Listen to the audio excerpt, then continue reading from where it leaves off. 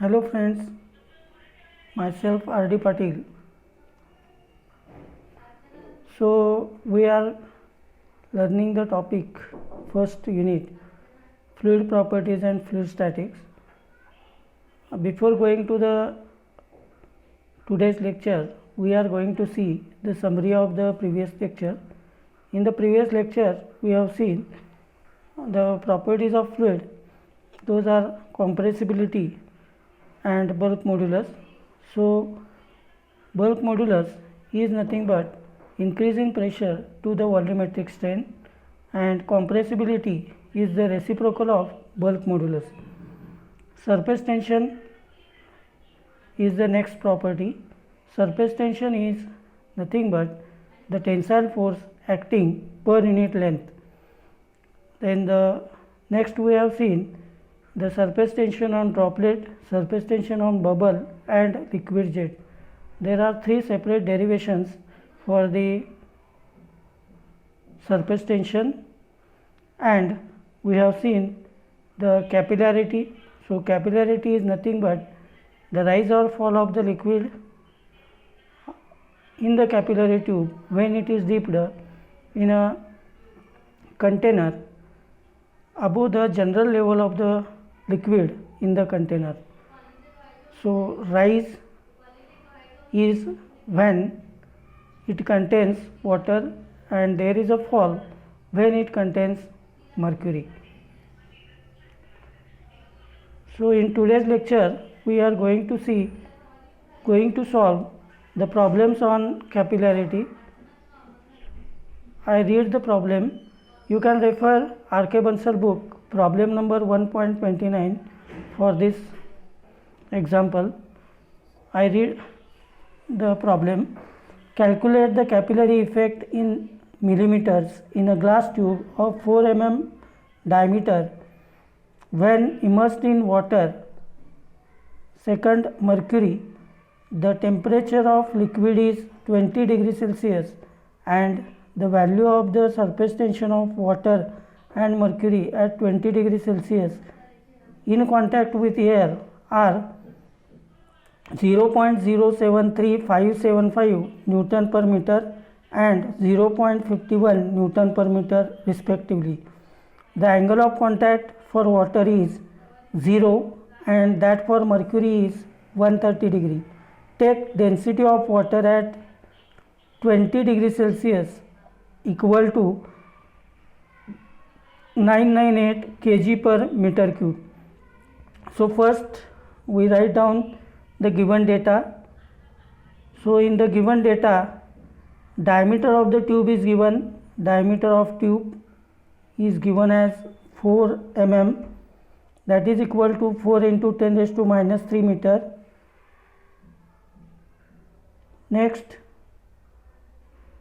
data given is the capillarity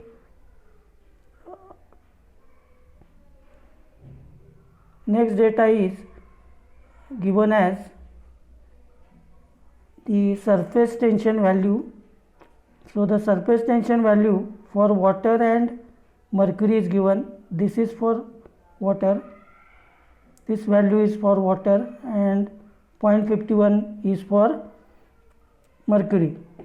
Now you have to use the formula that is derived in the previous lecture. So that formula is H is equal to 4 sigma cos theta upon rho GD. Now see, 4 sigma cos theta upon WD is the formula, but you know the relation between W, that is specific weight, is equal to rho into G. So by putting the value of W, you are getting this formula H is equal to 4 sigma cos theta upon rho GD, where sigma is the surface tension in Newton per meter, theta is the angle of contact. Those are also given for water and mercury. For water, the value of angle of contact is 0 degree and for mercury it is 130 degree. So the value of density of the water is also given. The value of density of the water is 998 kg per meter cube. In actual practice, we are taking this value of density of water as 1000 kg per meter cube, but it is given as 998 kg per meter cube.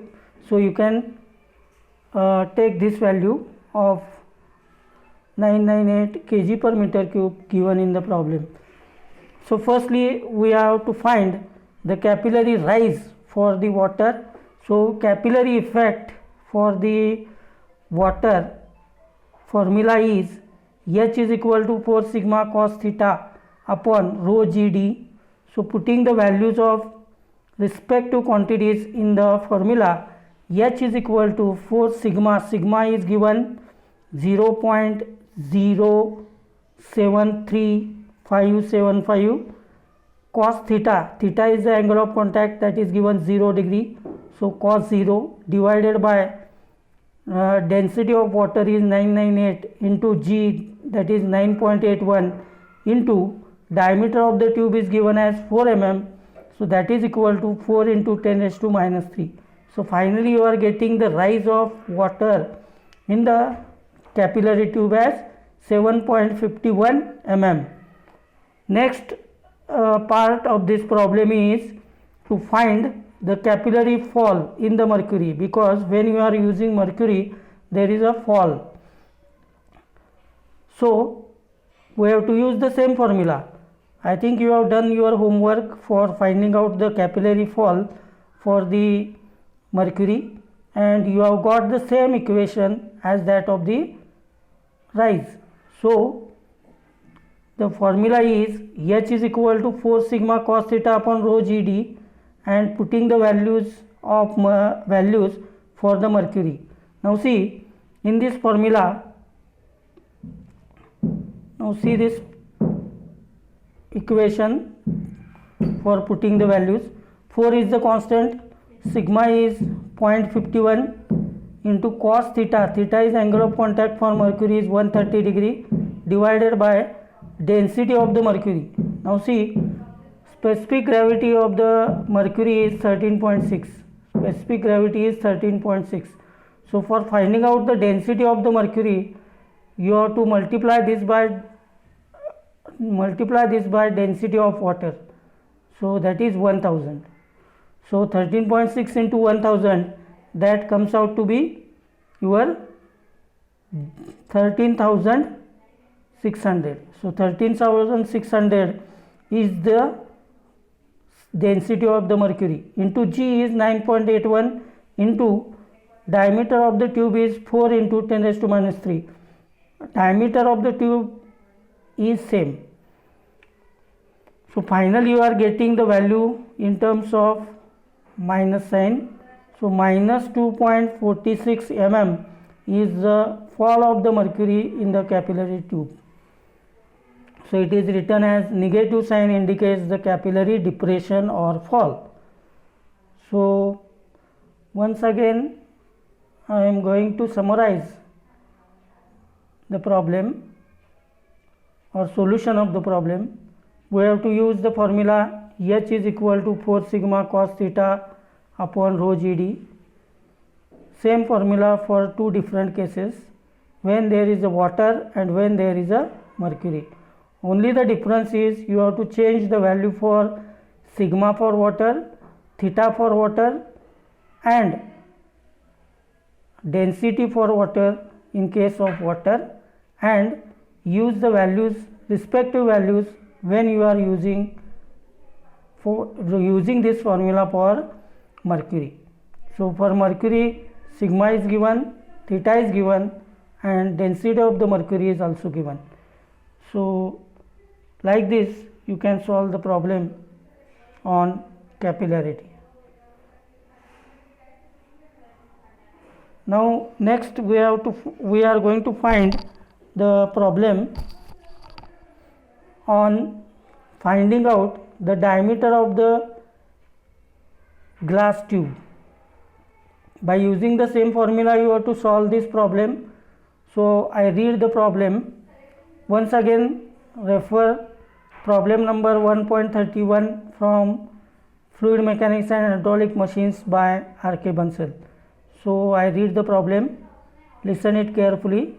Find out the minimum size of a glass tube that can be used to measure water level if the capillary rise in the tube is to be restricted to 2 mm.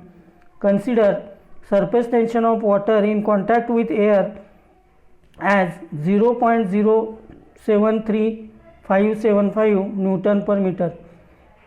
Now firstly write the given quantities. So capillary rise is given, H is equal to 2 mm. In terms of mm it is given, converted into meter, 2 into 10 raised to minus 3 meter.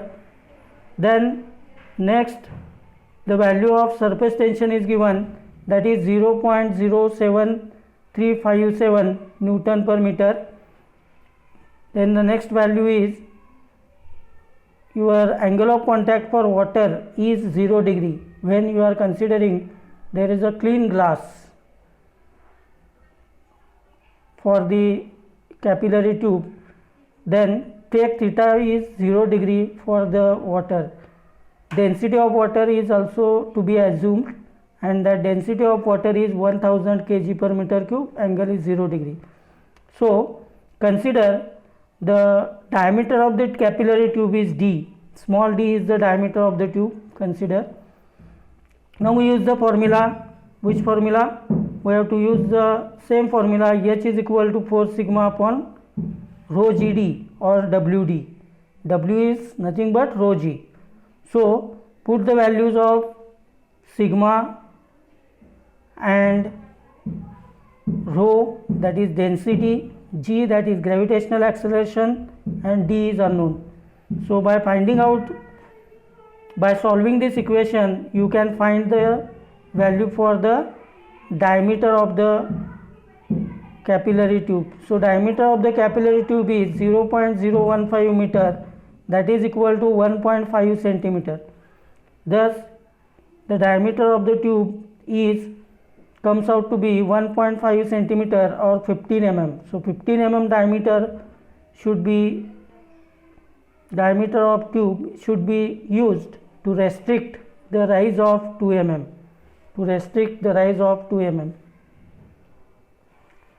So once again I am going to summarize the problem, solution of the problem, that is value of H is given, sigma is given, angle of contact for water is not given, we have to assume it 0 degree.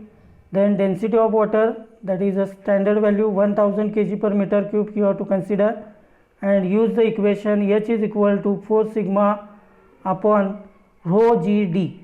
From this formula you can find the diameter of the tube to be used.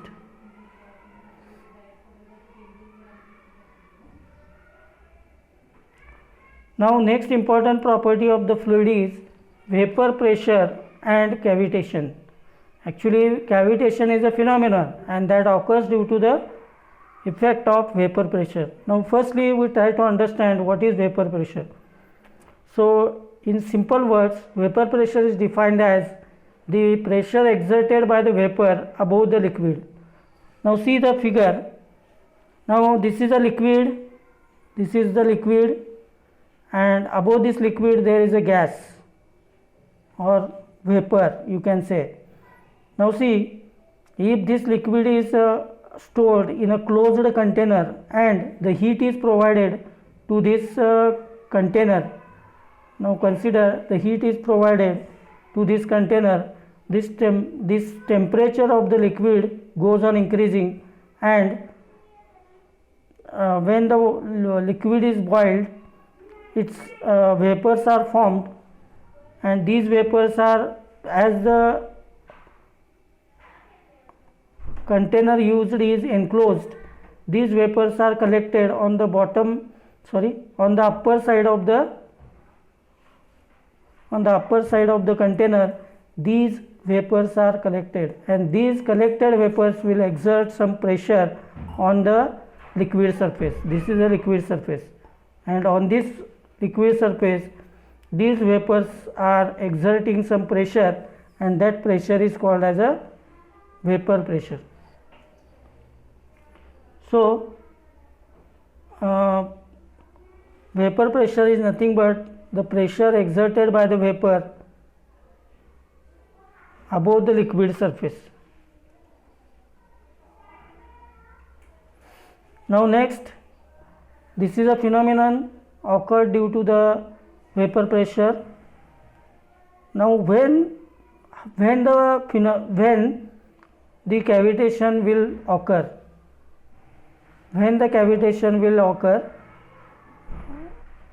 when the vapor pressure of water is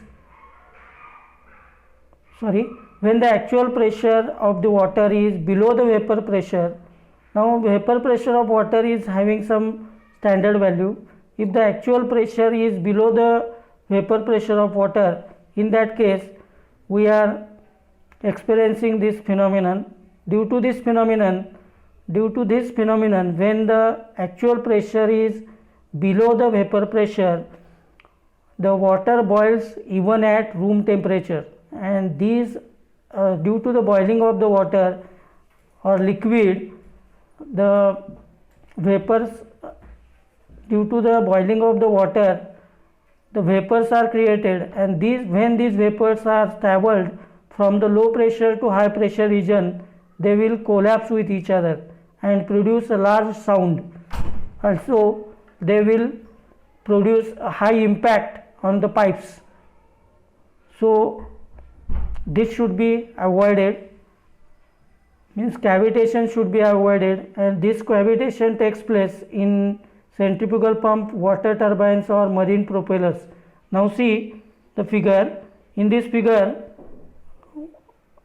see this part, that is due to the cavitation, means cavities are produced on the metal body. This is due to the high impact or high pressure occurred by collapsing the vapor bubbles. So this is the hub of the turbine, and you can see there is a cavitation occurred, that is the cavities are produced on the hub. Similarly, for a centrifugal pump there is a impeller, and on this impeller also there are cavities produced due to the decrease in the pressure below the vapor pressure of water.